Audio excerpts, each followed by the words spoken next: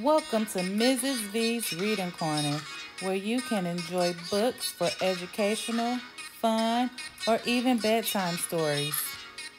Please take the time to like this video, comment below with how you enjoyed it, book suggestions, and more.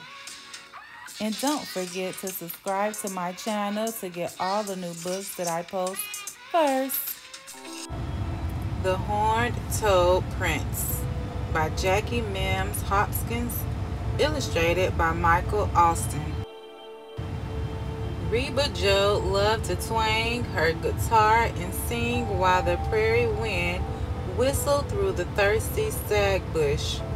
Singing with the wind was one of the ways Reba Jo entertained herself on a lonesome prairie. Sometimes she amused herself by racing her horse, Flash, against a tumbleweed, cartwheeling across her daddy's land. But her favorite pastime of all was roping. She lassoed cacti, water buckets, fence posts, and any unlucky critter that crossed her path. One blistering morning, as she was riding the range looking for something to lasso, Reba Jo came upon a dry riverbed. Her daddy had warned her to stay away from those arroyos. He told her that a prairie storm could blow in quicker than a rattlesnake strike, causing a flash flood to rip through the riverbed. The swift water would wash away anything and anyone in its way. Reba Jo knew she should turn back, but right at the edge of this gully she spied a vulture, all fat and sassy, sitting on top of a dried up old well, just daring her to toss her spinning rope around its long, ugly neck. As Reba Jo's lasso swirled into the air, a great gust of wind came whipping through the arroyo and blew her new cowboy hat right off her head and down to the bottom of the dusty old well.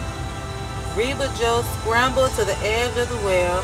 She peered down into the darkness and commenced to crying. Suddenly, she heard a small voice say, "Que pasa, señorita?" She looked around and wondered if the wind blowing through the arroyo was fooling her ears. But then, there in the sand, she spotted a big fat horned toad looking up at her. "What's the matter, señorita?" he asked again. "Oh," she cried, "the brand new hat my daddy bought for me just blew down into this stinking old well. I'll never be able to get it out, and I'll be in a peck of trouble when he finds out I've been playing down here near the arroyos." The horned toad looked at her slyly and said, "I'll fetch your sombrero for you if you would do tres pequeños favors for me." She sniffed and asked, "3 small favors? Like what?" "All you have to do is feed me some chili, play your guitarra for me, and let me take a siesta in your sombrero." "Some chili, a song, and a nap in my hat? I don't think so, amigo," replied Reba Jo. "Okay, señorita, but do you mind if I follow you home and listen as you explain to your padre where your new sombrero is and how it got there?" "Good point, Toad," Reba Jo said. "You've got yourself a deal." Reba Jo placed the little creature in a slender wood bucket and carefully lowered him down the dry well, where he retrieved Reba Jo's hat. Then, without so much as a mucus gracias, Reba Jo snatched her hat from the horned toad and galloped home. As she rode out of sight, she ignored the horned toad cries of "Expedite! Wait up, señorita! Wait up!" Long about midday, when Reba Jo had sat down to eat, she heard a tap-tap-tapping at the ranch house door. Reba Jo opened the door, But when she saw it was the fat horned toad, she slammed the door in his face. His small voice called, "Senorita, Senorita, por favor, please let me come in." The horned toad rapped on the door again. This time, Reba Joe's father opened it and spotted the little fella on the porch. "Hola, senor," said the horned toad. "Well, howdy, Mr. Toad. What brings you here?" "A little deal that I made with your daughter, senor." "What's this all about, Reba Joe?" her father asked her. Reba Joe admitted that the horned toad had done her a favor, and in return, she had promised to feed him some chili, play her guitar for him, and let him take a nap in her hat. "Now, Reba Joe," said her daddy. "Now, Reba Joe," said her daddy, "if you strike a bargain in these parts, a deal's a deal. Come on in, partner. You look mighty hungry." "I am indeed. Yo tengo mucho hambre," said the horned toad. "I hope that is chili I smell." He peeked at Reba Joe's meal. "Dad burn it," Reba Joe muttered. She pushed her bowl of chili toward him.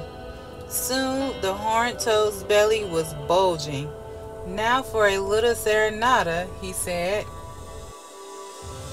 Reba Joe stumped over, grabbed her guitar, and belted out a lullaby for her guest. Then the drowsy little horned toad eyed Reba Joe's hat and yawned, saying, "That lovely music has made me muy somnoliento. I'm ready for my siesta." "Forget it, bucko," Reba Joe snapped. "You're not getting near my hat.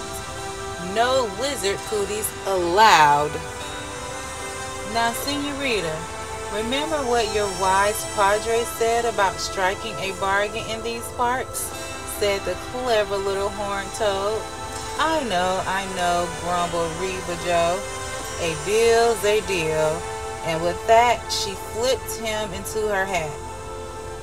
"Before I take my senorita, I have just one more favor to ask," said the horned toad. "Now what?" asked Reba Joe. "Would you give me a kiss, por favor?" asked the horned toad. "You've got to be kidding," screeched Reba Joe. "You know darn well a kiss wasn't part of this deal, you low-life reptile. If you do this one last thing for me, we'll call it even, and I'll be on my way pronto," the horned toad said. "You'll leave right away?" Reba Joe asked suspiciously. "You promise?" "Si, te prometo," agreed the horned toad. Reba Joe thought hard for a minute. She glared at the horned toad. "I can't believe I'm even considering this," she said. "But if it means you'll leave right now?" "Hook her up, lizard lips." Before Reba Joe could wipe the toad's spit off her lips, a fierce dust devil spun into the yard, swept the horned toad off his feet, and whirled him around in a dizzy cloud of prairie dust.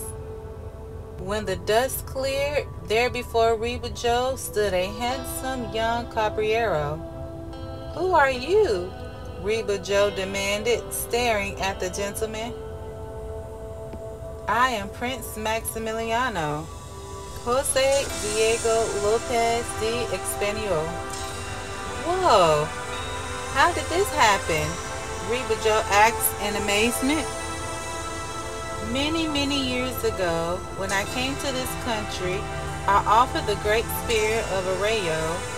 The spirit put a spell on me and turned me into a horned toad. For many years, I've been waiting for a cowgirl like you to break the spell. Muchas gracias for my freedom, senorita. Now I'll be leaving as I promised." "Now hold on for just a dadbarn minute," said Reba Joe, stepping in front of the nobleman. "I recollect my daddy's reading me a story where something like this happened. Aren't we supposed to get hitched and ride off into the sunset? With a twinkle in his eye, the caballero replied, Lo siento. So sorry, Reba Joe. When you strike a bargain in these parts, a deal's a deal. Adios, senorita. The end.